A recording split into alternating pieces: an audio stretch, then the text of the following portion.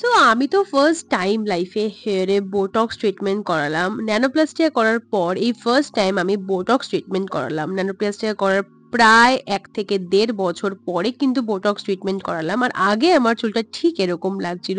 But botox ট্রিটমেন্টটা করার পর আমার হেয়ার কিন্তু ট্রান্সফরমেশন হয় ঠিক এরকমভাবে।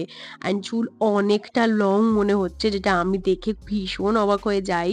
বাট ন্যানোপ্লাস্টিয়াতে কি ডিফারেন্স ছিল, বোটক্সে কি ডিফারেন্স, অ্যান্ড বোটক্স করার ধরনটা কিরকম, প্রসেসিং গুলো কিরকম, সেই সবকিছু শেয়ার করব। তো চলো লেট গেট স্টার্টেড। তো ৩০শে ডিসেম্বর 2024, 30th ডিসেম্বর অফ 2024 এ আমি বোটক্স করাতে যাই। ফাইনালি আমি সেই টাইমটা পেয়ে যাই। অ্যাকচুয়ালি টাইমটা যেহেতু একটু বেশি লাগে এই ধরনের ট্রিটমেন্টগুলো করতে, সেই জন্য অনেকক্ষণ টাইম নিয়েই যাওয়াটা কিন্তু শ্রেয়। তো সবার ফার্স্টে হেয়ার ওয়াশ নিয়ে স্টার্ট হয়, আর হেয়ার ওয়াশের কিন্তু শ্যাম্পু অ্যান্ড কন্ডিশনারও ডিফারেন্ট থাকে। আর অনেকটা টাইম ধরে শ্যাম্পু করার পরে তারপর কিন্তু প্রোডাক্ট অ্যাপ্লিকেশনের দিকে যায়। আর product application section by section করে, অনেকটা টাইম ধরে করে। আর আমি যেটা দেখলাম যে আমার হেয়ারের লেন্থ কিন্তু ভালোই বড় হয়েছে, বাট পেছনের দিকটা কিন্তু বেশি ঘন আর সামনের দিকটা অনেকটাই হালকা হয়ে গেছে। বিকজ আমি মোস্ট অফ দ্য টাইম পেছনের দিকে জাস্ট একটা পনিটেল করেই কোটে চলে যাই, অ্যান্ড সেটাই আমার হচ্ছে প্রত্যেকটা টাইমের একটাই কমন হেয়ার স্টাইল, যেটা আমি মেনটেন করছি 5 বছর ধরে। বাট এটাকে আমার চেঞ্জ করতে হবে। I don't know how. Botox ট্রিটমেন্টে কিন্তু প্রোডাক্ট অ্যাপ্লিকেশন কিন্তু সব থেকে ডিফিকাল্ট আর সব থেকে টাইম কনজিউমিং ব্যাপার, আর সব থেকে ইম্পর্টেন্ট ব্যাপার। কতটা প্রোডাক্ট তোমার হেয়ারে যাবে, তোমার হেয়ারের কন্ডিশন ওয়াইজ কিন্তু প্রোডাক্ট অ্যাপ্লিকেশনটা ম্যাটার করবে। তোমার হেয়ারের যেরকম কন্ডিশন হবে, বা যতটা কার্লি বা যতটা স্ট্রেট হবে, প্রোডাক্ট অ্যাপ্লিকেশনও কিন্তু সেরকমভাবেই ভ্যারি করবে। এরকমটা নয় যে সেম প্রোডাক্ট বা সেম কোম্পানির প্রোডাক্ট, সেম ব্র্যান্ডের প্রোডাক্ট সেম কোয়ান্টিটিতে সেম হেয়ারে যাবে, এরকমটা কিন্তু নয়। হেয়ারের কোয়ান্টিটি আর হেয়ারের কোয়ালিটির ওপর কিন্তু ডিপেন্ড করে যে প্রোডাক্ট অ্যাপ্লিকেশনটা কতটা টাইমের জন্য আর কতটা পরিমাণের হবে। এটা আমার থেকে বেশি যারা হেয়ার স্টাইলিশ আছে তারাই বেশ ভালোভাবে তোমাদেরকে বোঝাতে পারবে। যাই হোক, এই প্রসিডিওরটা প্রায় 2.5 ঘন্টা ধরে চললো, আর ইতিমধ্যে আমার তো খিদে পেয়ে গেছে, বিকজ লাঞ্চ টাইম ওভার হয়ে যাচ্ছিল। তো সেই জন্য আমি কিছুটা খেয়ে নিলাম। আর এবার কিন্তু প্রোডাক্টটা অ্যাপ্লিকেশন হওয়ার পরে 30 মিনিটস রাখার পরে কিন্তু আমার হেয়ারটা ড্রাই হতে গেল। ওই প্রোডাক্টের সাথেই কিন্তু আমার হেয়ারটা ড্রাই হচ্ছে, তোমরা এটা দেখতে পারছো, দুজন দুদিক থেকে কিন্তু ড্রাই করছে। আর তারপরে নেক্সট প্রসিডিওরে প্রচন্ড পরিমাণের পেইন হয়। এটা আমি আগেও তোমাদেরকে বলেছিলাম, ন্যানোপ্লাস্টিয়ার টাইমেও কিন্তু এটা হয়েছিল। পেন একটু হয়। আর একটা জিনিস আমি দেখলাম, ন্যানোপ্লাস্টিয়া যে প্রোডাক্ট দিয়ে করা হয়েছিল সেটা কিন্তু আমার হেয়ার নিতে পেরেছে নাকি জানি না, বাট আমার কিন্তু চোখ মুখ জ্বালা করছিল। বাট এই বোটক্স ট্রিটমেন্টে কিন্তু সেটা হয়নি। বাট চুলের রুট থেকে যখন এই প্রোডাক্ট শুদ্ধ বা প্রোডাক্ট নিয়ে যখন হেয়ারটাকে স্ট্রেটেন করে, তখন কিন্তু একটু পেন হয়। এটা তোমাদেরকে টলারেট করতে হবে। এটা ম্যান টু ম্যান ভ্যারি করে, কারোর খুব বেশি হয়, কারোর খুব কম হয়।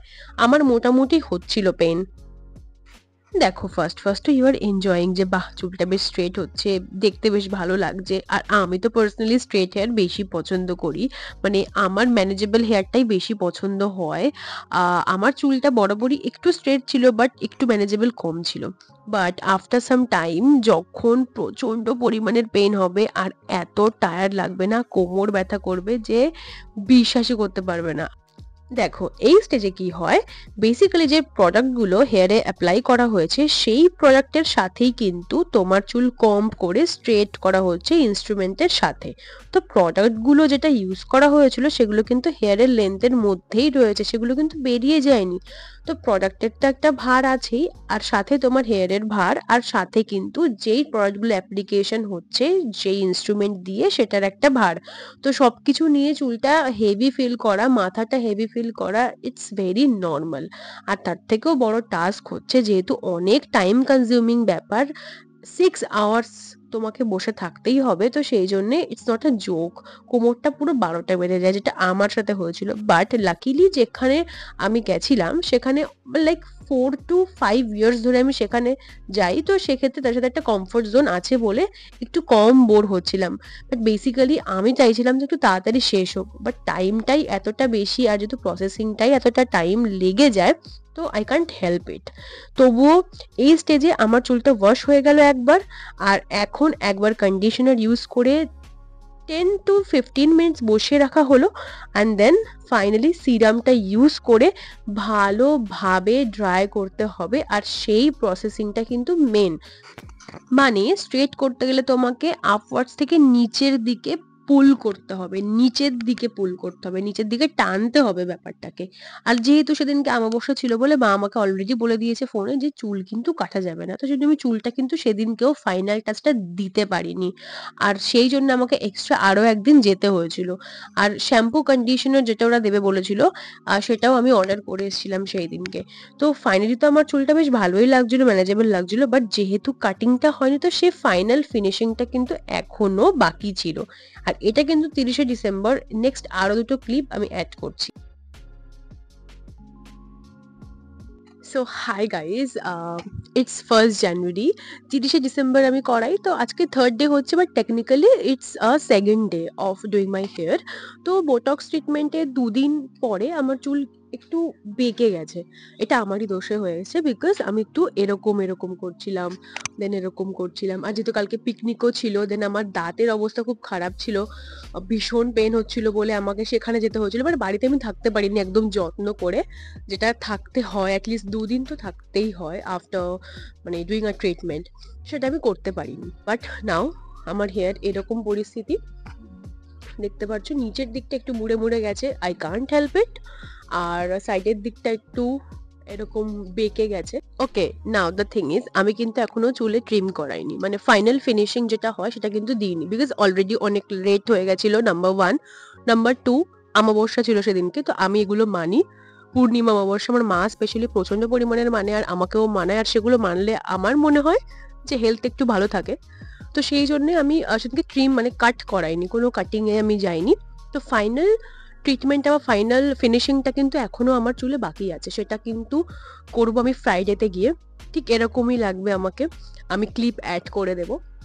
আর হ্যাঁ, শ্যাম্পু অ্যান্ড কন্ডিশনার সেটা যেটা দিয়েছে সেটাও আমি তোমাদেরকে এখানে দিয়ে দিচ্ছি, বাট আমাকে বলেছিল কিউডি এরকম একটা নাম আছে, সেটা আমি কখনো ইউজ করিনি এর আগে। ওটা কিন্তু ক্যারাটিনের ট্রিটমেন্টের জন্যও নয়, ওটা কালার্ড বা ড্যামেজ হেয়ারের জন্য কিউডি বলে একটা, সেইটা আমি অর্ডার করা হয়ে গেছে অলরেডি। ওরা যখন আসবে আমাকে কল করবে, আমাকে নিয়ে আসতে হবে।